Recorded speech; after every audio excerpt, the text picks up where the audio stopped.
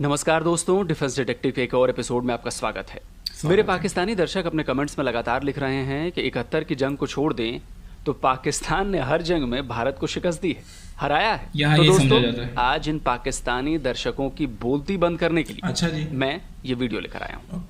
आज से मैं एक सीरीज शुरू कर रहा हूँ जिसमें हिंदुस्तान का एक भी शख्स इन चारों जंगों के बारे में नहीं बोलेगा, बल्कि खुद पाकिस्तानी अपनी पोल खोलेंगे। Pakistani army, Pakistani air force, Pakistani navy, Pakistani सरकार, उनकी खुफिया एजेंसी ISI, पाकिस्तानी पत्रकार बताएंगे कि भारत से हुई 4 जंगों का नतीजा क्या रहा है। बिल्कुल। अगर पाकिस्तान के मेरे दर्शक सबूतों के साथ बने इस वीडियो को भी नहीं मानेंगे तो मैं बस यही कहना चाहूंगा कि आप लोगों ने अपनी आंखों पर पट्टी बांध रखी है, सच को मानना ही नहीं चाहते। तो सीरीज के पहले वीडियो में बात करगिल जंग की।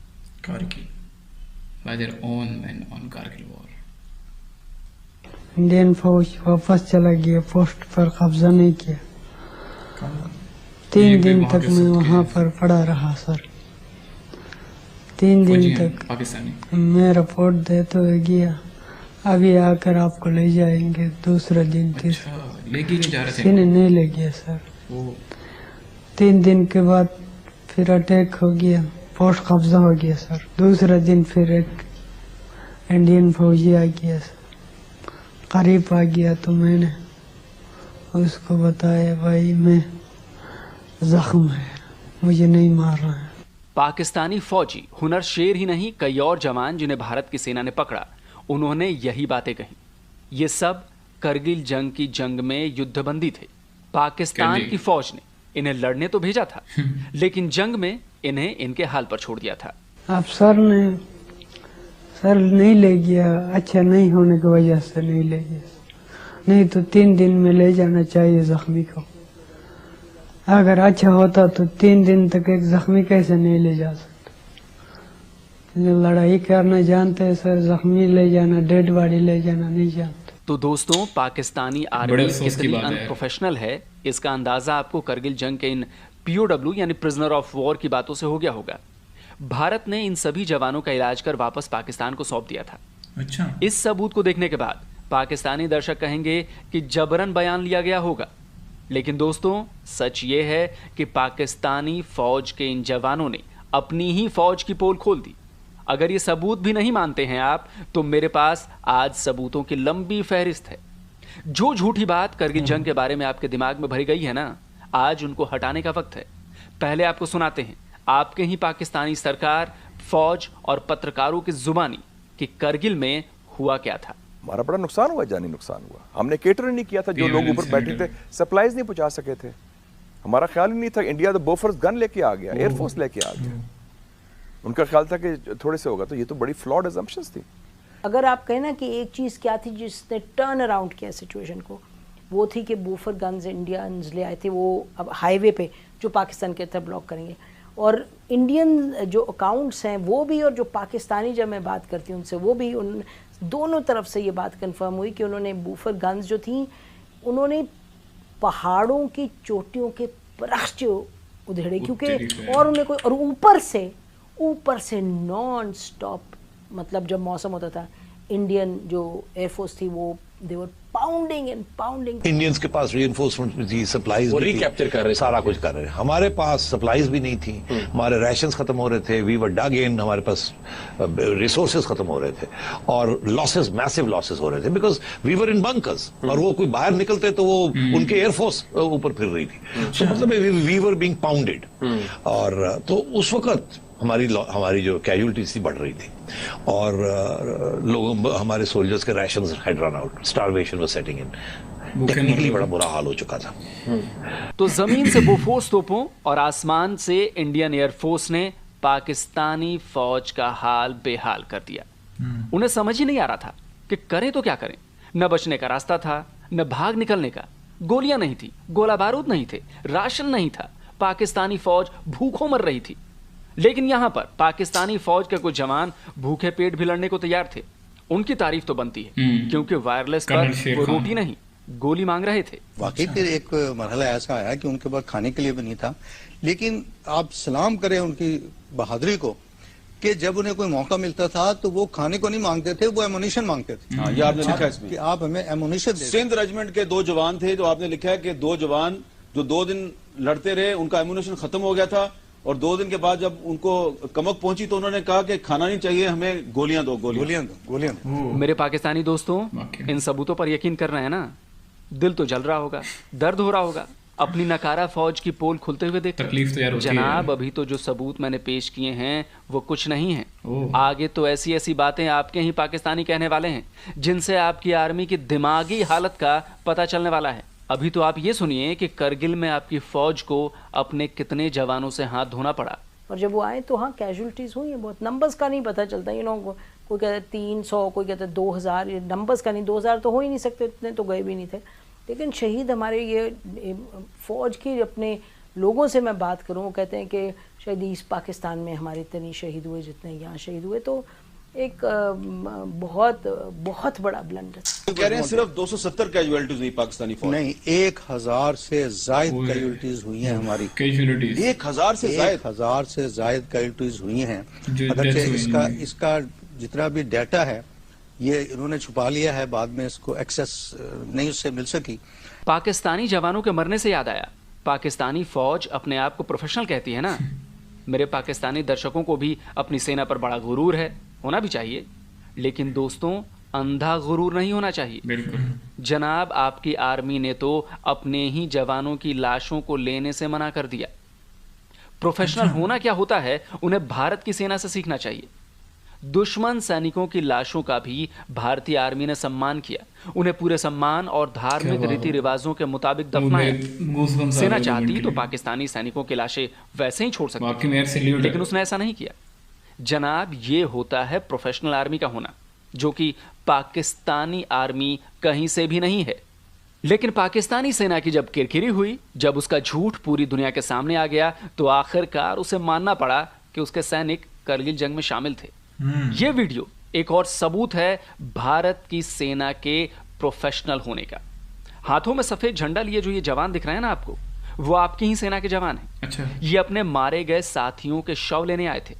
भारत की सेना ने पूरा सम्मान किया। वीडियो में आप देख सकते हैं कि मारे गए पाकिस्तानी सैनिकों को भारतीय सेना के अधिकारी और जवानों ने भी सैल्यूट किया। ये है हिंद की सेना। लेकिन पाकिस्तान की सेना कैसी है, इसका एक और सबूत देते हैं। पाकिस्तानी सेना की मेंटल ग्रोथ हुई ही नहीं, वो कोई ऑपरेशन ढंग से प्लान ही नहीं कर सकते। उनका दिमाग इतना तेज ही नहीं है कि बड़ा ऑपरेशन तो छोड़िए, छोटा ऑपरेशन भी प्लान कर पाए। ये हम नहीं कह रहे, ये पाकिस्तानी सेना के अफसर और पाकिस्तान की सरकार में रहे लोग कह रहे हैं। फौज के अंदर कोऑर्डिनेशन नहीं थी। एक तो फौज के अंदर सिर्फ 4 लोगों को या 5 लोगों को मालूम था, चलो जी। बाकी कोर कमांडर्स को नहीं मालूम था। फिर आर्म फोर्सेस जिसके 3 शाखें हैं, बर्री, बहरी और फिजाई। एयरफोर्स, बड़ी फौज के कमांडर्स और 4 लोगों के अलावा फिजाई और नेवी वाले को तो मालूम ही नहीं था। मुशर्रफ साहब बार बार कहते हैं कि ये फौजी कामयाबी ऐसे थोड़ी जंग होती है, सफारती और सियासी मुहाज पर नाकामी में बदल दिया गया। ये कामयाबी उस वक्त तक थी जब तक आपका दुश्मन की फौज से सामना नहीं हुआ था। और इनका ख्याल ये था कि जून से पहले जो है उसको दुश्मन को पता ही नहीं चलेगा कि हम यहाँ पर आकर बैठ गए। बर्फ में इन्होंने अपने लोगों को भेजा और जिन लोगों को भेजा था उनको ये नहीं बताया गया था कि तुम क्या करने जा रहे हो। अजीब तरह का ये ऑपरेशन था। मैंने तमाम कमांडरों से एक ही सवाल कि ये बताइए कि ये जो आप कर रहे हैं, जो जहाँ जा रहे हैं, what are the aims and objectives of this operation. मुझे किसी से इसका जवाब नहीं मिला।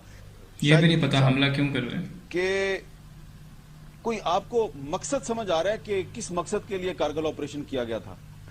देखें जी, मैं समझता हूँ ये क्लासिकल एग्जाम्पल है उन मिलिट्री ऑपरेशंस की कि जो जिनका ना सर है ना पाँव है। कहीं बेसिक एजुकेशन से लेकर मिलिट्री वॉरफेयर में टू द हाईएस्ट, जो आप एनडीसी वगैरह में भी पढ़ाते हैं ऑपरेशनल स्ट्रैटेजी में, आप जब तक अपनी वॉर प्लान को from the beginning to the end entirety में नहीं देखते, आप वॉर के अंदर जा ही नहीं सकते, ऑपरेशन लॉन्च कर ही नहीं सकते जब तक एक चीज नहीं। ऐसा ऑपरेशन है कि जिसके अंदर आपको एम्स एंड ऑब्जेक्टिव्स क्लियर नहीं है, क्योंकि मॉरली तो वो हाई ग्राउंड्स पे थे ना। आपने एलओसी क्रॉस की, आपने जाके उन पे अटैक कर दिया। क्या हम तारीख से सबक नहीं सीखते? तारीख से सबक नहीं सीखते, और दूसरी एक चीज़ बहुत अहम हो जाती है इससे कि हमारी जो मिलिट्री तालीम है यानी मिलिट्री एजुकेशन, इसमें कोई एक कोताही भी है। इसका मतलब ये है कि जो हायर लीडरशिप है वो कम से कम ये लोगों में जिन्होंने इस किस्म की हरकतें की हैं उसमें बहुत ही कोताही जाहिर होती है और आया होती है। इसका मतलब ये है कि टैक्टिकल लेवल के ऊपर तो ये अपनी सोच है इनकी, लेकिन जो स्ट्रेटेजिक थिंकिंग जो इनका फर्ज बनता था वो इनमें है ही नहीं और ये सोच ही नहीं सकते। मैंने कहा था ना कि मैं सबूतों के साथ बात करूंगा। सुन लिया ना आपने, पाकिस्तानियों की ही जुबानी अपनी नकारा फौज की कहानी। भारत की आर्मी के सामने पाकिस्तान की आर्मी कहीं नहीं ठहरती जनाब। अभी तो सिर्फ एक जंग की बात की है, अभी तो 3 की बात करनी बाकी है, उन पर भी वीडियो बनाने वाला हूं। आज तो सिर्फ करगिल जंग पर आप लोगों के झूठ का पर्दाफाश कर रहा हूं। और आप लोग जो चीन को अपना दोस्त, अपना हमदर्द समझते हैं ना, उसने करगिल जंग के दौरान क्या किया था, जरा वो भी सुन लीजिए। तो सबसे बड़ी मिसकैलकुलेशन ये थी कि दे डिड नॉट रियलाइज कि इंडिया किस तरीके से रिएक्ट करेगा। इनका ख्याल था वो नहीं करेगा वैसे, उन्होंने वैसे किया। और इनका ये ख्याल था कि कश्मीर के अंदर भी कुछ उभरेगा, कुछ होगा, वो भी कुछ नहीं हुआ। और तीसरा ये था, इनका ख्याल था कि प्राइम मिनिस्टर इनके साथ थ्रू आउट जाएगा। एक स्टेज ऐसी आई कि नवाज शरीफ के ऊपर इतना प्रेशर आया from India and from the United states and from Britain कि मियां साहब ने कहा हम तो ये फंस गए हैं यहाँ, तो ये निकालें यहाँ से, नहीं तो हमें तो बिल्कुल उड़ा के रख देंगे और हमारी कोई मदद करने के लिए नहीं आएगा। और चाइना ने कुछ नहीं किया, चाइना ने कुछ नहीं किया। समझ नहीं आया? मैं आपको समझाता हूं। तब के army chief general Parvez Musharraf चीन में थे। वहां से उन्होंने अपने तब के chief of staff lieutenant general Mohammad Aziz को एक सीक्रेट कॉल की। उसमें करगिल को लेकर क्या बातचीत हुई वो सारी जानकारी भारत को मिल गई। इस टेप को भारत ने 1999 में ही आपके पीएम नवाज शरीफ को सौंपा था। अच्छा। अब आप सोचिए कि प्लानिंग के लेवल पर आपके आर्मी चीफ ने कितनी बड़ी मूर्खता की है। और ये हुआ कैसे, ये भी सुन लीजिए। देखिए, आप चाइना में हैं, एक होटल रूम में हैं, आप बात कर रहे हैं पाकिस्तान में, तो जाहिर है यार वो तो चाइनीज इंटेलिजेंस ही नेचुरली वो चाइनीज ही होंगे। अमेरिकन तो डिएगो गार्सिया में बैठ के इंडियन ओशन में बैठ के इतना तो नहीं कर सकते। तो या अमेरिकन थे या चाइनीज थे, बट अगर चाइनीज थे तो उन्होंने डर गए। हाँ, उन्होंने पाकिस्तान को हेल्प नहीं किया। नहीं, उन्होंने कहा ये क्या कर रहे हैं। तो उन्होंने, मेरा ख्याल है उन्होंने फिर अमेरिकनों को बताया, क्योंकि इंडिया के साथ डायरेक्ट बता नहीं सकते थे, प्रॉब्लम हो जाता। अमेरिकनों ने इनको बताया, फिर जाके ये मसला जाके ना तो फिर दुनिया को पता चला हो गया। करगिल में जब पाकिस्तानी सेना पूरी तरह फंस गई तो उन्हें लगा कि अब तो भारत उन्हें छोड़ेगा नहीं। इस डर के मारे आपके जनरल परवेज मुशर्रफ हाथ जोड़ते हुए नवाज शरीफ के पास पहुंचे कि भाई कोई रास्ता निकालिए। रास्ता एक ही था, अमेरिका के पैरों में जाकर गिर पड़ना। और हुआ भी वही। कारगिल एक बेस्ट एडवेंचर है, लेकिन कहा जाता है कि नहीं, मियां नवाज शरीफ को जाना पड़ा अमेरिका और वहां से अमेरिकन को माफी मांगनी पड़ी कि भाई हमारा कोई रास्ता निकाल दो क्योंकि हमारी फौज को पिस्पाई होनी। एक्चुअली ये हुआ कि नवाज शरीफ साहब को मिन्नतें करके परवेज मुशर्रफ ने भिजवाया, क्योंकि वहां पिस्पाई हो रही थी। ने देखा ना कि वहां तो टुलोलंग भी गिर गया। उसके बाद ये सारा इसको बुखार चढ़ा। तो टुलोलंग मेरा ख्याल है 2 तारीख को ही गिरा था। तो Musharraf requested, Nawaz Sharif he requested कि जी आप जाएं अमेरिका जाएं और इंटरवीन करवाएं, इसको क्लिंटन से इंटरवीन करवाएं। और जो ही वो चले गए, इसने एकदम शुरू कर दिया ये प्रोपेगेंडा कि हम तो जीत रहे थे, अब ये चला गया, हमें वहां जाके एक्सेप्ट कर लेगा। तो आप ये कहना चाह रहे हैं ये शख्स दोगला है? बहुत दोगला है, बहुत दोगला और झूठा। तो फिर मियां साहब ने क्लिंटन के साथ राब्ता किया और क्लिंटन को मिलने गए। और वहां जो हुआ वो फिर स्टोप टैबलेट साहब हैं जिन्होंने पूरी किताब, एक चैप्टर पूरा लिखा है, क्योंकि वो नोट्स ले रहे थे। और उसमें फिर उन्होंने बताया कि मियां साहब ने बेसिकली मियां साहब ने जाके कहा हमें यहाँ से निकालें। उन्होंने कहा निकालेंगे, आपको मिलेगा कुछ नहीं। उन्होंने कहा जी उनको कहीं विड्रॉ करें, ये करें, ऐसा कुछ नहीं, आप निकलेंगे। उन्होंने कहा जी उसको सीज फायर करने का, सीज फायर भी नहीं, वो तो नहीं छोड़ेंगे जब तक आप निकलेंगे नहीं।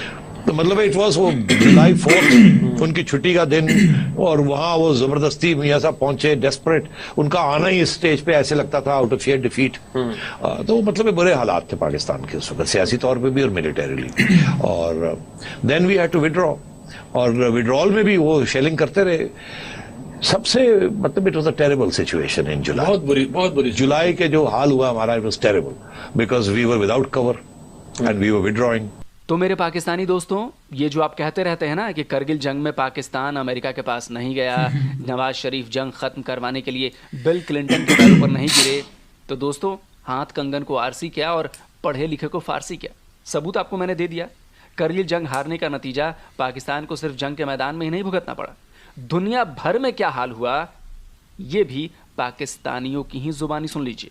कारगिल का ये था कि it was a setback internationally diplomatic हवाले से, एक तो हमारी क्रेडिबिलिटी के हवाले से, एक कश्मीर के हवाले से, और एक पाकिस्तान अमेरिकन ताल्लुकात के हवाले से कि जो अमेरिकन टिल्ट है वो हिंदुस्तान की तरफ चला गया। कारगिल ऑपरेशन का मकसद क्या था? कश्मीर आजाद करवाना या सियाचिन वापस लेना? मकसद क्या था? मुशर्रफ साहब ने जो मकसद सियाचिन का बताते हैं वो ये था कि कारगिल करने की वजह से सियाचिन की सप्लाई लाइन कट जाएगी, हिंदुस्तान की फौज को सियाचिन से निकलने पर हम मजबूर कर देंगे, जिसकी वजह से पर इतना दबाव पड़ेगा इंटरनेशनल किस्म का कि ये इस किस्म की जंग 2 एटमी रियासतों में फैल सकती है और उस दबाव की वजह से वो कश्मीर पर मानी खेज मुज़ाकरात करने के लिए आमादा हो जाए। तो क्या इस तरह से एक्चुअली कारगिल ऑपरेशन का कश्मीर का उसको फायदा हुआ या नुकसान हुआ? बहुत बड़ा नुकसान हुआ। नुकसान बहुत बड़ा नुकसान। ये कभी बात आपने मुशर्रफ साहब के मुंह पे उन्हें कही थी? वाजपेयी चल के आए थे पाकिस्तान, बस में बैठ के पाकिस्तान आए थे, और पाकिस्तान बहैसियत मुल्क के बहुत एक in a very dignified and proud manner हमने रिसीव किया था इंडियन प्राइम मिनिस्टर को, और वो बात करने आए थे और बात चल रही थी। उसके बाद जनरल मुशर्रफ को तो मिन्नतें करनी पड़ी। General Musharraf had to walk on his knees and go to the Indians and keep saying कि जी बात करें हमारे से। फाइनल जो उन्होंने जिस तरीके से जो स्ट्रैटेजी, मिलिट्री स्ट्रैटेजी की, दैट वाज वेरी गुड, और पॉलिटिकल स्ट्रैटेजी इंटरनेशनल कम्युनिटी को साथ लिया। 1971 में इंडिया ने इंटरनेशनल कम्युनिटी को साथ लिया था, हम अग्रेसर हमें डिक्लेयर हो गए थे, याद है आपको? और अभी भी वही हुआ, और हम हमेशा आइसोलेट हो जाते हैं, और हमें इंडिया जो है वो इंटरनेशनल डिप्लोमेसी की उसकी बेहतर है, हमारी नहीं है। सीधी सी बात, ये बात तो मानते हैं। We get pipped. तो दोस्तों, जैसा कि मेरा वादा था, एक भी हिंदुस्तानी को बतौर सबूत पेश नहीं किया मैंने। पाकिस्तानियों की जुबानी करगिल जंग की हकीकत आपके सामने, किस तरह पाकिस्तानी फौज ने एक बेहद बुरा और निचले दर्जे का मिलिट्री ऑपरेशन प्लान किया, किस तरह उन्हें शिकस्त झेलनी पड़ी, और किस तरह दुनिया भर में पाकिस्तान आर्मी की तथाकथित काबिलियत के बारे में पता चला उन लोगों के लिए जिन्होंने कमेंट में 4 जंगों के बारे में लिखा है कि 71 को छोड़ पाकिस्तान कभी नहीं हारा। तो भाइयों, करगिल का सच आपके सामने ला दिया मैंने। बाकी जंगों में क्या हुआ था वो भी लाऊंगा। वैसे मुझे यह भी पता है कि पाकिस्तानी दर्शकों को मिर्ची लगेगी, लेकिन दोस्तों यही सच्चाई है। सच को स्वीकार करें, कम से कम हमारी नहीं तो अपने लोगों की बातों पर भरोसा करें। आपके दिमाग में जो झूठ भरा जाता है ना, उसे हटाएं। जंग किसी के लिए भी अच्छी नहीं। भारत आपसे कभी जंग नहीं चाहता, यकीन मानिए। लेकिन अगर आप हमले करेंगे, अगर आप आतंकी कार्रवाई करेंगे, तो हमें जवाब तो देना ही पड़ेगा। और नतीजा यही होगा जो करगिल में हुआ, जो बाकी की 3 जंगों में हुआ, और जो अभी घुसपैठ कराने के समय हो रहा है।